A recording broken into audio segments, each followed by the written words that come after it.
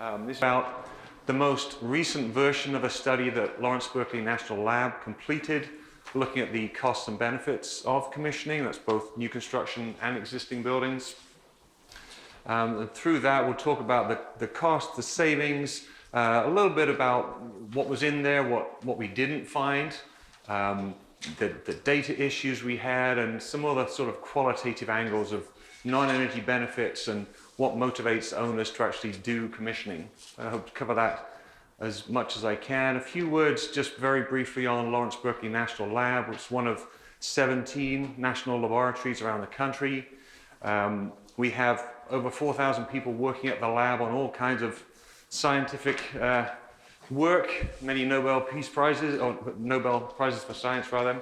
The group that I'm in is the Building Technologies group.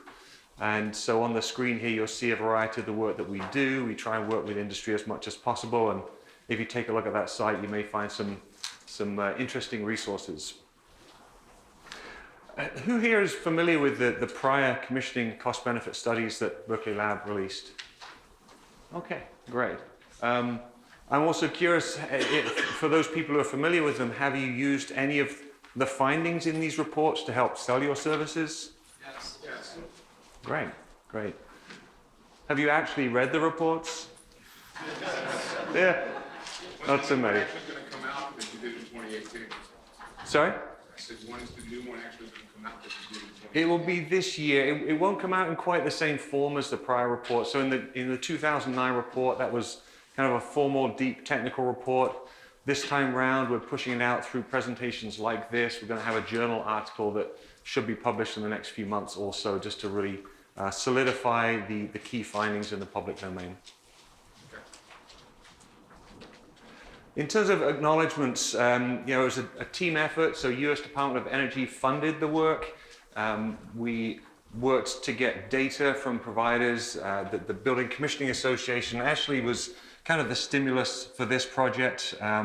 We were certainly thinking it had been almost a decade since the 2009 report. It was maybe time to do that, and then BCA came to us and kind of tipped us over the edge to get this work done. So we worked with them in terms of gathering the data. We had support from some utilities, particularly ComEd and BC Hydro up in Canada to collect the data. And then we worked with the BCA through the data analysis phase. They had a market survey they did alongside the data analysis, which also complemented some of the work. So if we just take a look at the study composition itself, in 2004 there were 224 buildings within the study data set. In 2009 that doubled, or almost tripled. And then for the most recent version of the study, which isn't 2018 projects, it's the data we gathered in 2018. So the projects will go back, all the way back to 2009. We're now looking at almost 1,500 buildings, and that constitutes almost 400 million square feet in the data set as a whole. And this is data that goes back all the way to 1984. Certainly more patchy in the older decades, but we have a pretty long span in terms of time as well. So a few words on what this data actually is. I think it's really important context for when you're actually looking at the insights from the data and interpreting the results. So this was self-selected, it was self-reported. So we didn't do some kind of statistical sampling plan and go out and take 6% of all the hospital commissioning projects in the country. It was really, give us all the data you can get. The word went out to utilities we know and through the provider networks, etc. So that data was provided to us via spreadsheets that we then had to kind of pour through, maybe go through some QC on that. I know at least one person in this room that helped provide data. Maybe there are others as well, and we're certainly grateful to you for that. So we got the data either from the commissioning providers who implemented the project or from the utility that funded the project. Okay.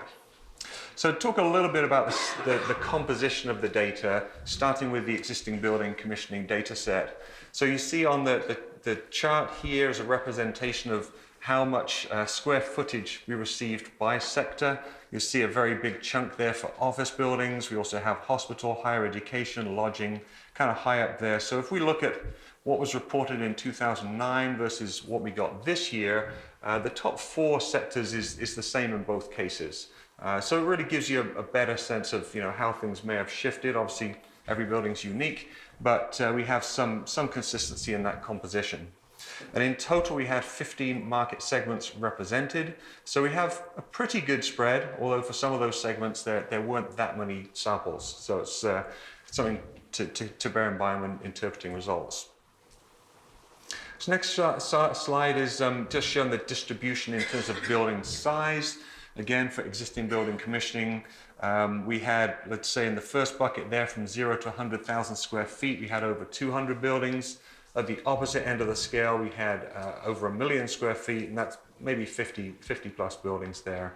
So a fair spread, but you'll see a high concentration in that section that's up to 200,000 square feet.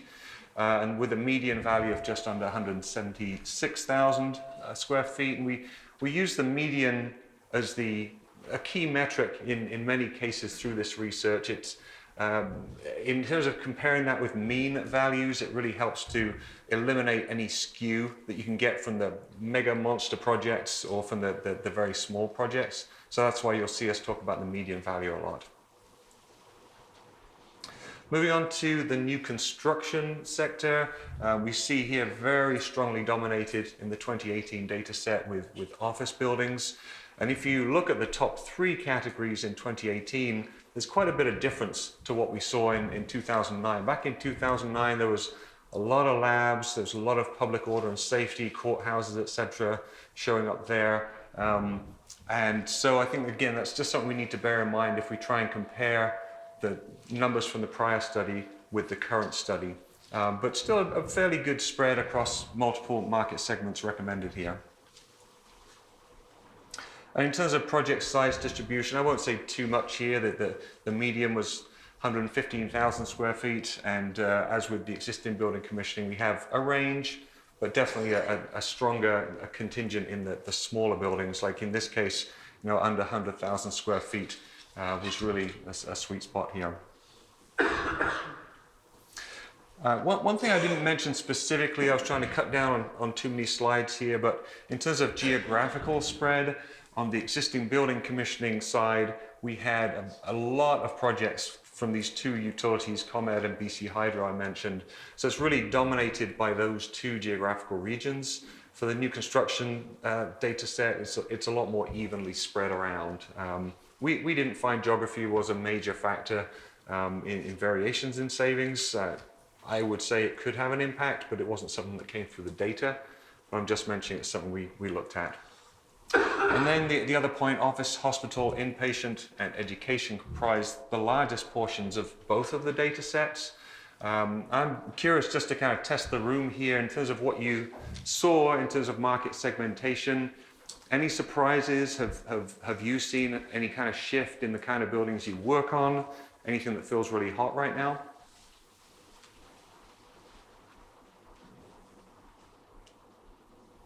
That lunch, the curse of the post-lunch. Schools, yeah. Yeah, we see a good amount of schools in the data set too. But yeah, I think public sector is obviously in the origins of commissioning was really, really big. So a lot of that's still happening. All right, so let's talk about some of the headline statistics on the cost savings and simple payback.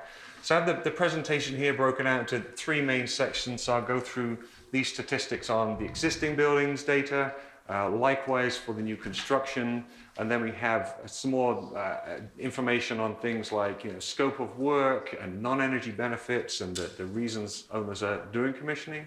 So this is the first of those 3 sections here. And for anyone who's got a print of the slides, I did make some tweaks, but they were mostly additions, so you should be able to follow along here. All right, so we'll go to the first headline here. In terms of median % savings for all of the existing building commissioning projects that we received, that median was 6%.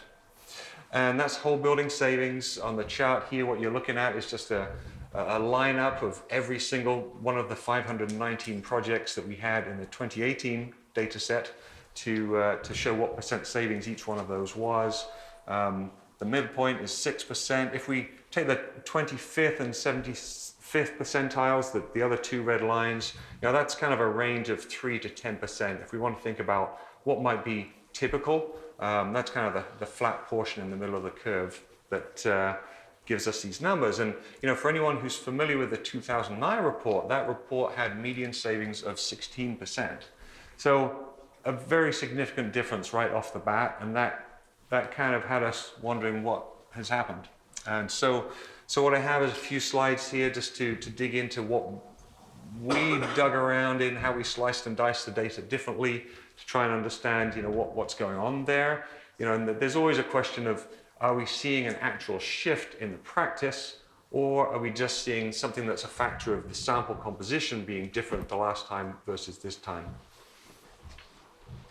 So the first thing we looked at was, question. So just a question. Percent savings of what? Energy or percent of Percent. cost? Yeah, thanks. It's percent energy consumption.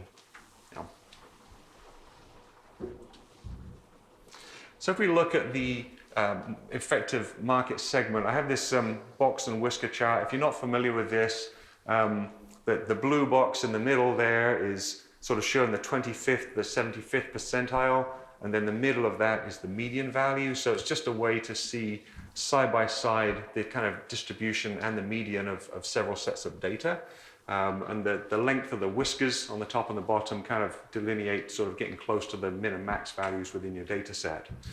So if we look at all the market segments, EBCX percent savings data, for which we had samples that were big enough, if we had a data set that only had 10 data points, we didn't really think that was appropriate to try and plot in this way. But what you see is that there's definitely something going on here by market segment. So if you look at, for example, the DC is the data centers, that's got a median value down below 5%. You look at the third one along, the R, that's over 10% median, so definitely a difference going on there. You also see some difference in the distribution. Retail, the whiskers go way up high, and lodging is kind of narrow. So there's definitely something going on that's building specific. I think intuitively you would perhaps agree from your experience that in different buildings, different systems, you're going to have different kind of potential. So maybe isn't telling the full story, but there's certainly a factor there that affects the savings. Next up, we try to look at, is there an influence of building size that could have an impact on percent savings? And from this scatter chart, we have building size going across the bottom axis, percent savings up the side there. And, if you squint and turn your head sideways, you maybe start to think you see some kind of curve there, but really there's nothing really strong. For sure, if you look at the smaller buildings, they have a lot more of the higher percent savings, but they have plenty of low percent savings too. We kind of zoomed in on that lower area for the smaller buildings just to say, are we seeing a correlation here? I would say, looking at this data, you might conclude size may be a factor in the percent savings, but there are other things going on that are having a stronger effect, is what we'd say from this. Next up, we looked at project type, and this is where things got really interesting when we sliced it this way. So we looked within the data set, and several distinct categories came out. So utility, existing building commissioning projects, they typically, if you've worked on them, they'll have a fairly standardized scope of work.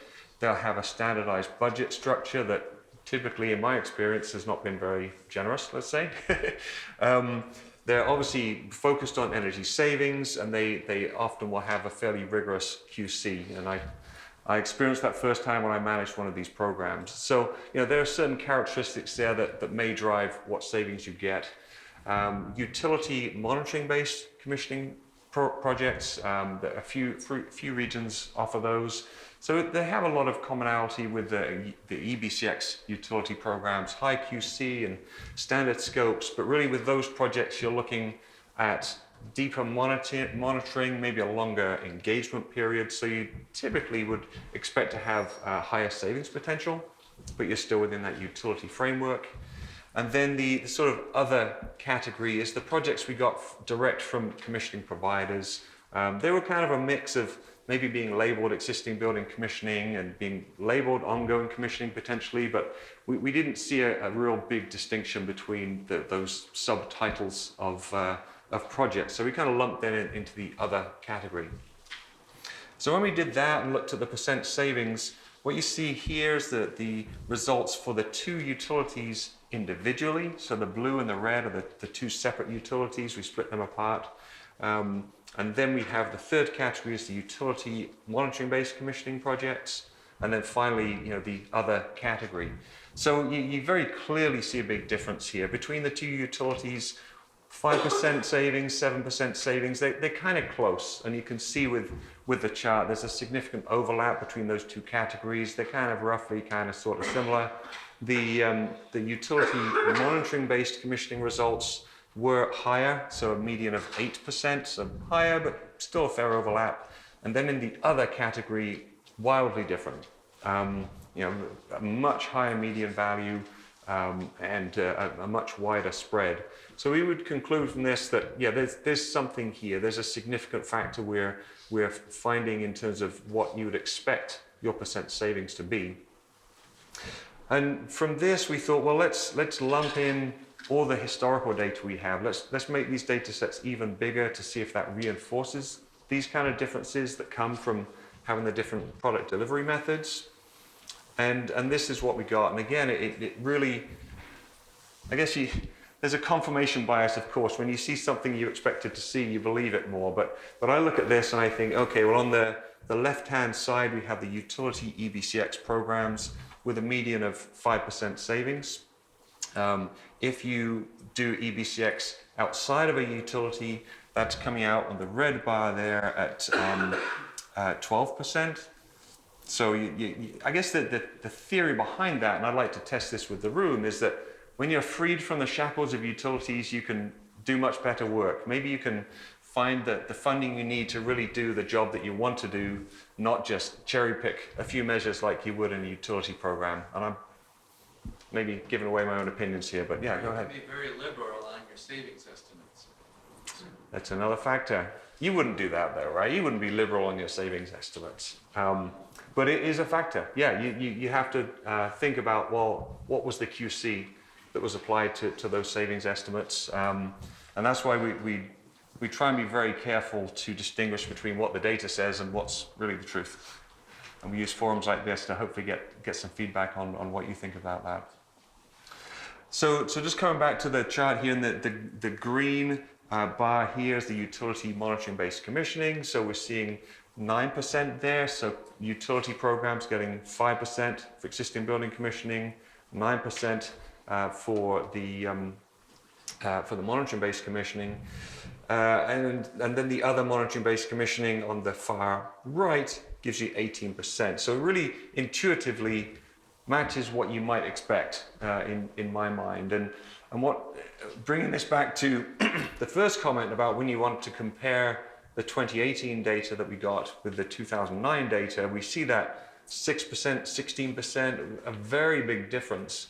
But if you pool the data in this way for all of the study periods, going all the way back to 1984, there's kind of a pattern here. And this data was never reported out in this way in 2009. So I would suggest that when we see a 6% median and a 16% median, what we're seeing is a lot more down to composition of the data. Because in 2009, there was really not a massive, there was maybe 25% of that data was from utility EBCX programs. In the 2018 data set, it was more like 80 to 90% was from utility programs. So with utility programs having a lower median savings, that really drags down the overall median. And I think that it's really important to stress, I've wrestled a lot with this, how do you give the bad news that all of a sudden the median savings are 6%? But I think if you flip it around, when I first got involved in existing building commissioning in 2006, back then, people were trying to work out, well, how can you even do commissioning within a utility program? It was messy and it was difficult and it was hard to standardize, it was hard to fit into the utility paradigm.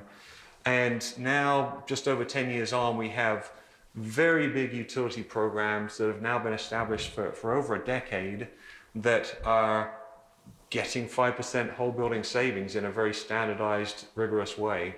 And I think that is actually a good news story. And I think that if we split things out this way, we actually see what I would say is still positive stories in all these other factors. If you're a provider wanting to offer direct to a customer, we have data that says, yeah, that there's good work being done there and good savings potential for that. I'm going to go on and talk just briefly about the costs and the payback of EBCX. I'd love to get some of your feedback on what you've seen once I've just gone through those final two pieces of this section. So it's got, I think, one slide on EBCX cost. The overall median in the data set came out at 27 cents per square foot, and that's the cost of the commissioning study plus the cost of implementing the measures. And again, just a reminder that this data, if we look at a single median value, is going to be dominated by the utilities as they form a big portion of that data set. But the other thing, just to illustrate on this chart, you probably all know this anyway, but if you go to a bigger building, you're going to get some economies of scale. So you are seeing that impact in the data here of at the 0 to 50,000 square feet, we actually had a median cost of 60 cents per square foot. It was pretty expensive at that smaller level. And then at the largest buildings, it was going down to 12 cents. So the economies of scale there in building size is what we probably already knew anyway. When we look at simple payback for existing builder commissioning, just briefly on this. So we saw 2.2 years simple payback in the 2018 data. And if we want to do some rounding, we'd say the range typically is 1 to 4 years. I think that's pretty strong as a business case. It is a higher or longer simple payback period than was reported in 2009. So back then it was 1.1 years, which is pretty phenomenal. Now it's 2.2. I mean, I'd still say that's pretty good, even though it has of course changed. And since we discovered that project type is a significant factor, we did break out the simple paybacks by that. So you see what I think is interesting here is utility 1 and utility 2 on this chart, which in the earlier charts showed very similar savings, 5%, 7%. Their simple payback is quite different. So within these two utilities, the cost basis for delivering it is very different, but still, in that 1 to 4 years payback window, I think either way is looking pretty good. The non-utility, a question? Yes, of your data set, has some of those projects been recommissioned once and NBCX for ComEd? Did you have to what buildings where you might did a recommissioning earlier and then redid it and show different savings? Oh boy, I couldn't say we perfectly would have screened those out, but we certainly did our best to screen out. Like we had several rounds of iteration with those utilities to make sure that we weren't double counting. I know that we didn't have any that were sent to us for the 2009 study and the 2018 study, and we tried to sort things by both the property name as well as the project number, so that if we saw duplications, we could actually pick that out. And there were a few cases where, for example, one utility would do a project over 3 years, let's say, and so they had report outs on each of those 3 years for what the savings were. And so as 3 line items, we could have potentially listed those as 3 projects, but we kind of compressed them into a single longer project to actually make that data a bit more accurate. Good question though, thanks.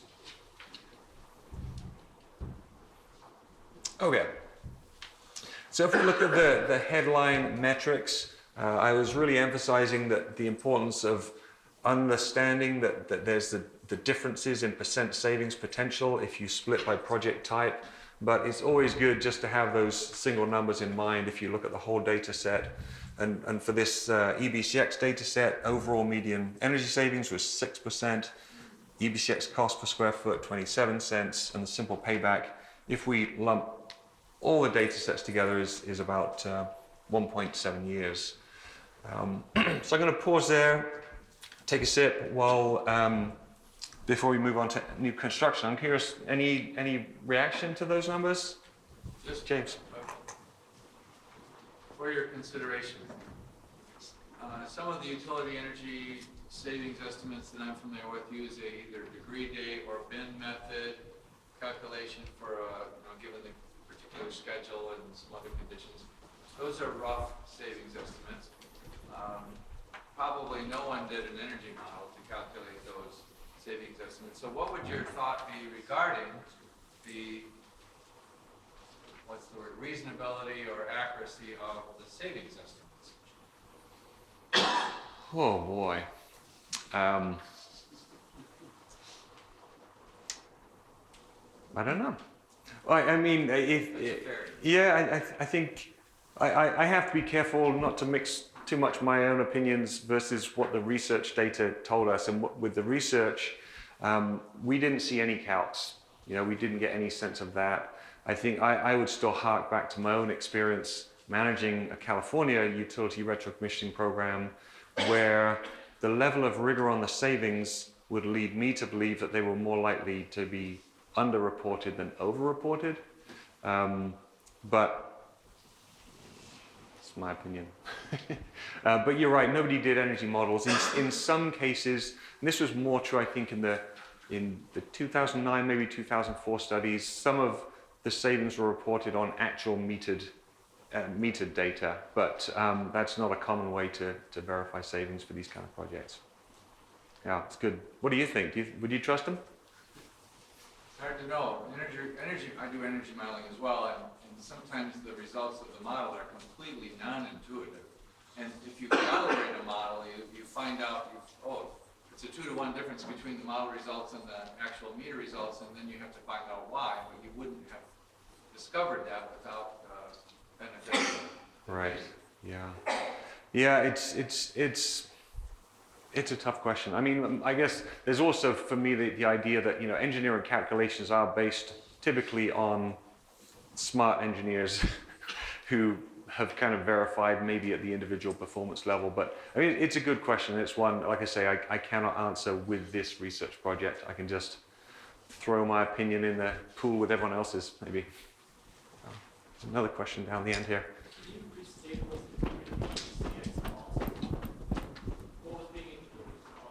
What was being included in the cost? It was the cost of the commissioning study and the cost of implementing the measures, if applicable.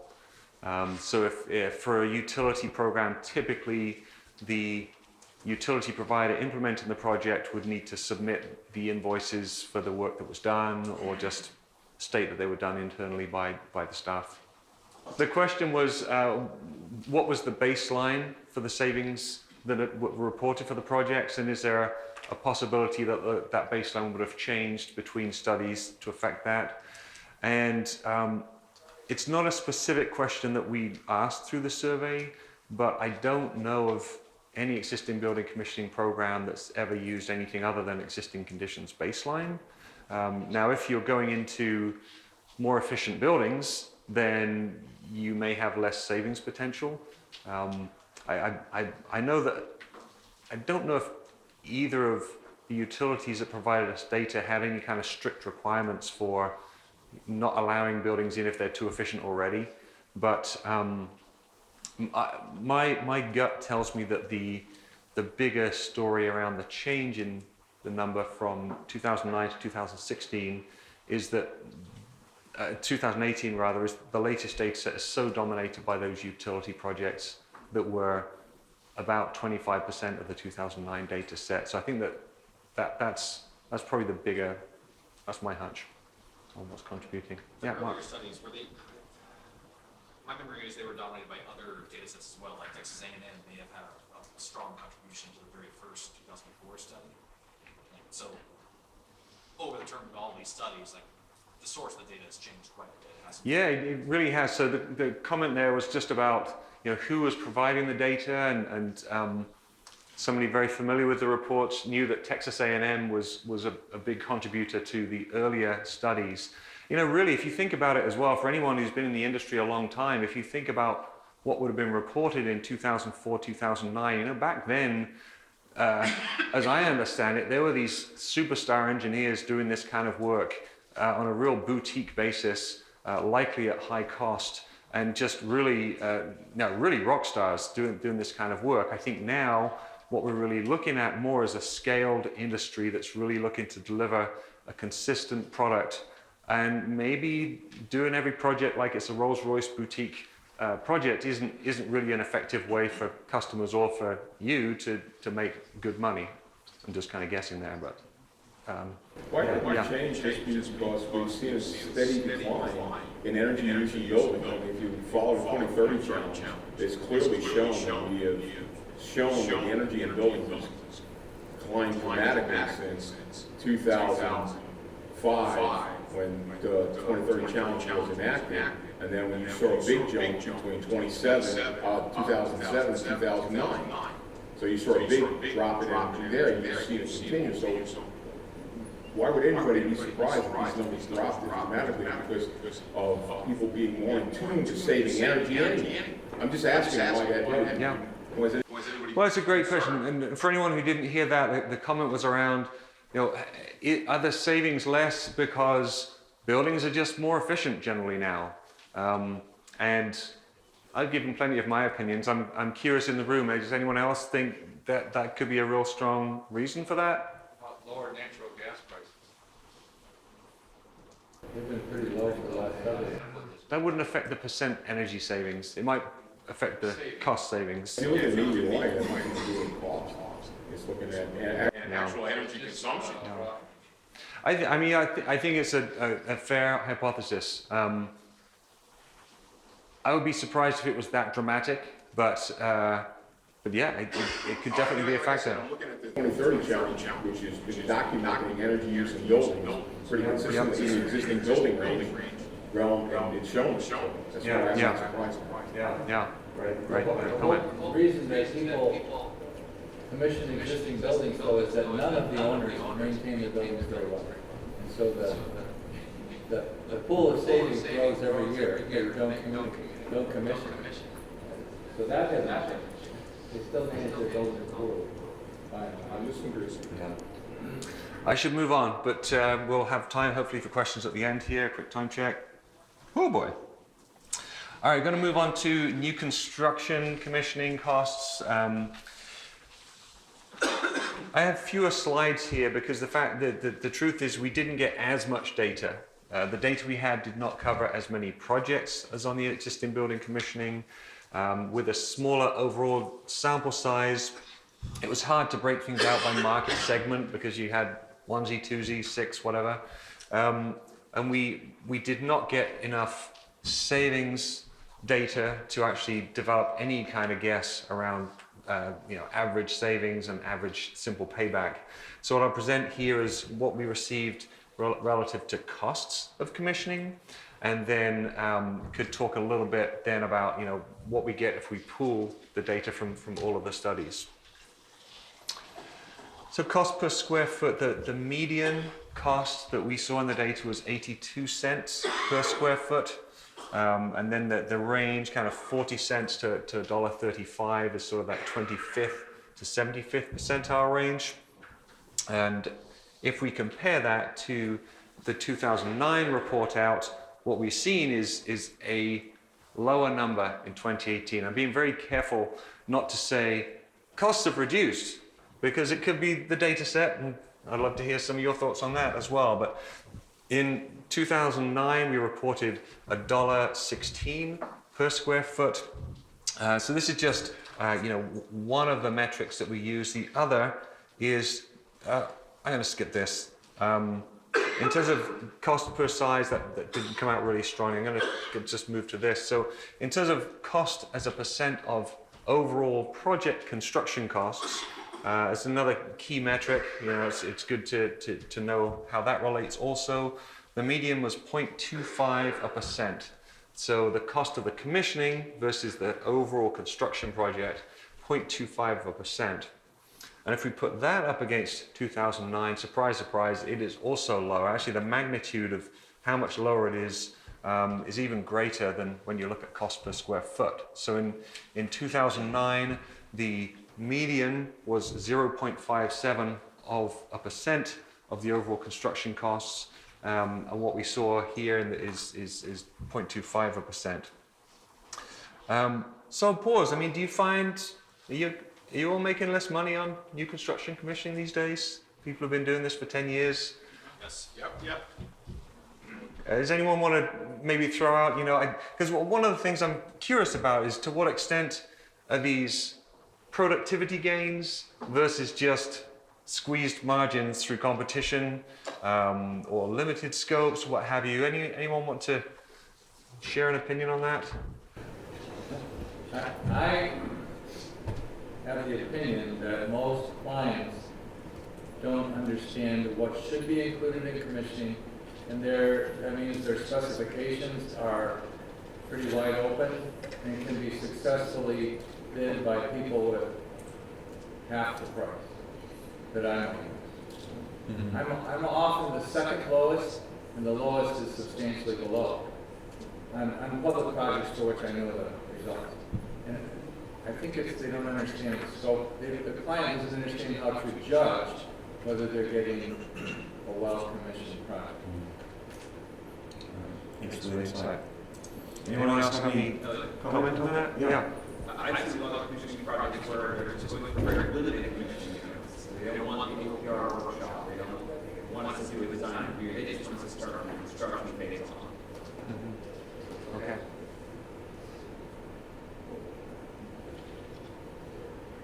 I think some of the sustainability rating groups, bless them, have really increased the market for commissioning, but I think they've also dumbed it down.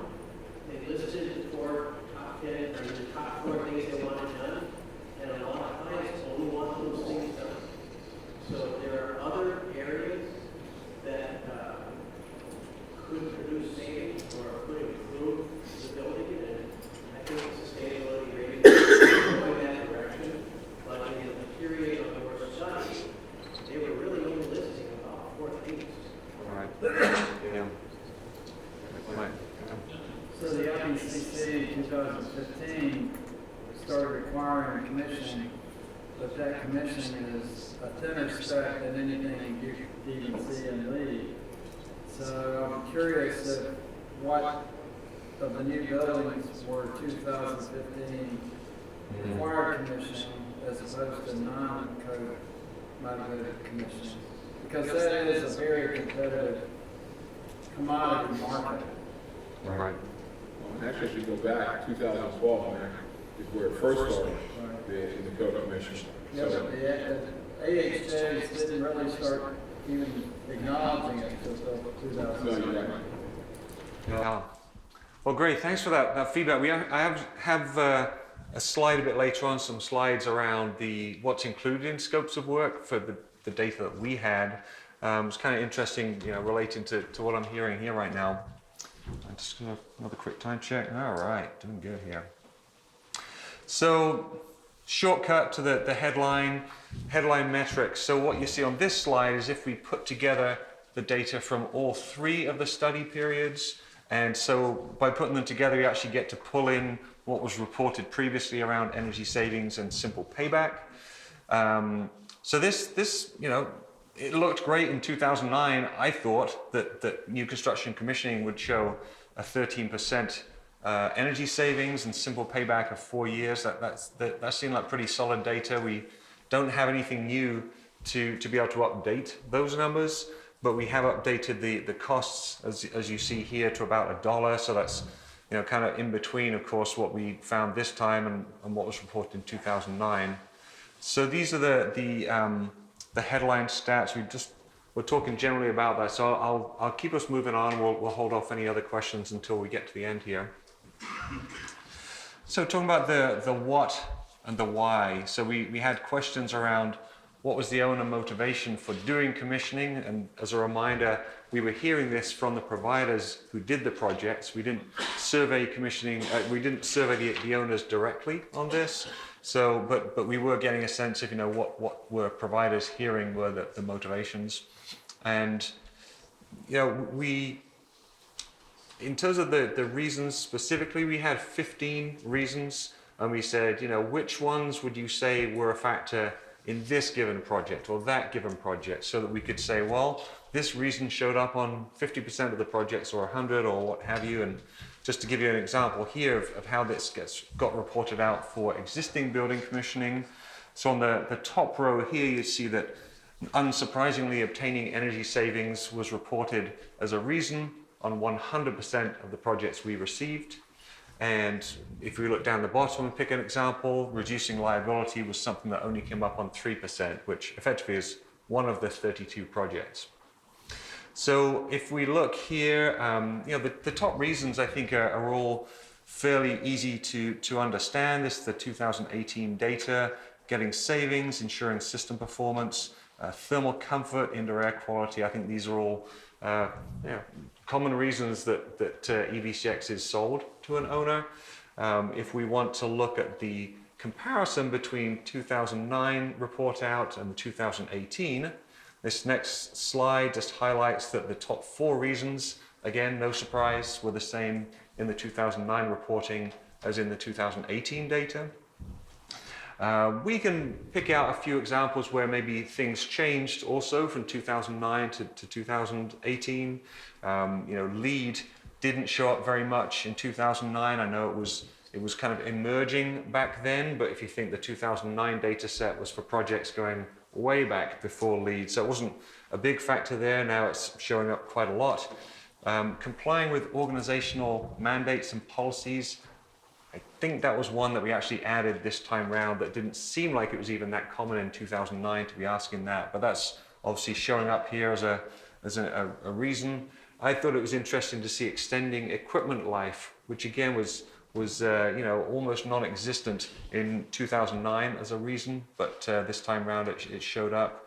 And then if you look at the bottom one that's highlighted there, this R&D project, as I was saying earlier, going back before 2004, a lot of commissioning was done on a research basis, whether it was by California utilities or a few individual owners here and there who were just trying to test the water. So really we're not seeing that so much these days.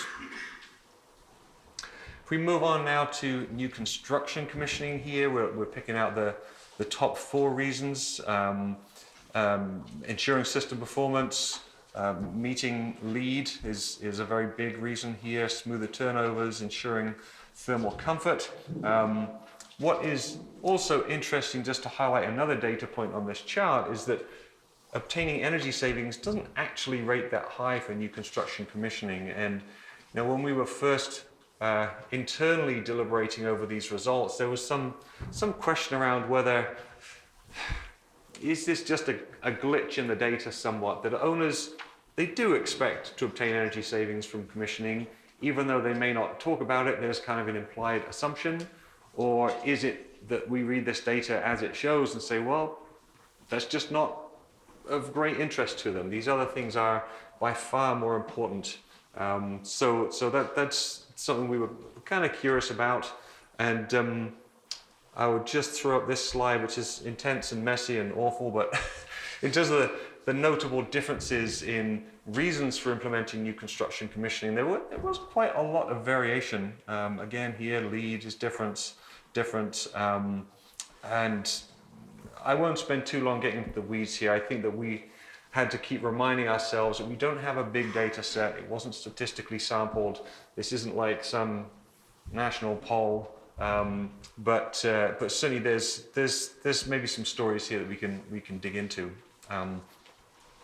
But I will pause and just ask, is there anyone who's got an example of unusual reasons for choosing to do new construction commissioning, or did you see things on here that felt like they were maybe out of... Yeah, that's a great point. So the comment was around, with a new construction project, you don't have an existing baseline of energy consumption that then gets reduced, and this whole concept of energy savings just perhaps isn't part of the language of new construction commissioning. I think that's a really good point, and actually ties in with the next piece here, which is around scope. And the survey here, we listed out many different things that could be in a scope of work, and just to find out, you know, where did providers get involved, what stages were in their scope, etc. It didn't talk in depth about how thorough certain aspects of the scope were, but at least asked, you know, was this in your scope of work? And it was particularly of interest for us. I know there's been a lot of conversation around, you know, when does a commissioning provider get involved in a new construction project? Can it be made earlier? You know, if you can get in earlier, you can maybe have more of an influence on the direction of that project. And to some of the earlier comments here, this idea that there are many people or many firms that may be out there offering slimmed down versions, or maybe customers aren't asking for that. So it was a real interesting area of study. And there's a lot of data on this slide, but essentially we've got 17 possible scope items. They're roughly listed in chronological order from the start of the process all the way to ongoing services. And we said, well, hey, was this in the scope for this project, the new construction commissioning project? And like I said, there's a lot here, but I can pick out a few different things. So anything that was rated as being on over 80% of the projects, when I look at these things that are highlighted here, it's great that they're involved as early as design review. If I look through, I think, well, these are really the bedrock of what I always considered to be good new construction commissioning. For sure, there are some gaps. You know, we talked about evaluating cost savings, and the comment there that, you know, maybe it's not really in the language. I know it must be kind of hard if anyone wants to evaluate the cost savings of new construction commissioning. So it's maybe not too surprising that it doesn't show up in too many scopes of work.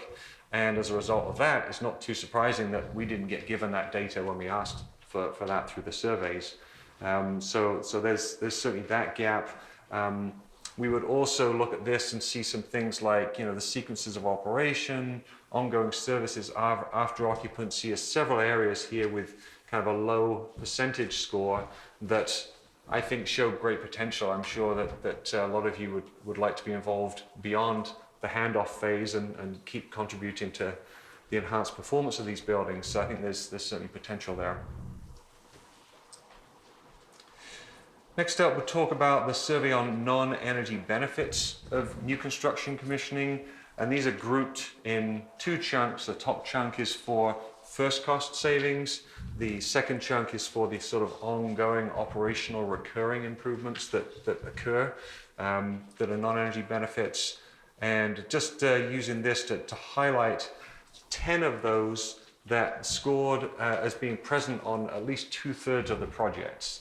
So I think, you know, tying in with this whole story that it may be difficult to find good data to say, well, we save this much percent savings, but if you can promote these non-energy benefits, I think that we've seen, and you have all seen, that owners do really value them, sometimes more highly than the energy savings, perhaps. All right. I think I have just one more slide here. So this slide that applies just for the utility existing building commissioning measures. And this is kind of an oddball slotted in at the end here, because I reread the learning outcomes and it said about systems being commissioned. I thought, I've got nothing in the presentation about systems being commissioned. So this was data we got for almost 3,700 measures that were implemented through all of the existing building commissioning programs. We classified them and we're just thinking about what are these programs doing? And the two things I would say about this data is that there are 5 measure types that account for more than 95% of the savings that were reported through those utility programs. So it really is a fairly narrow band of measure types. They were very, very much heavily weighted on the HVAC systems. There was certainly some lighting, typically scheduling measures, but very much still HVAC heavy. Something that I thought was encouraging from my old days of being involved directly in projects is often you'd find a lot of things that were just like a mechanical repair or dampers just in a puddle on the floor.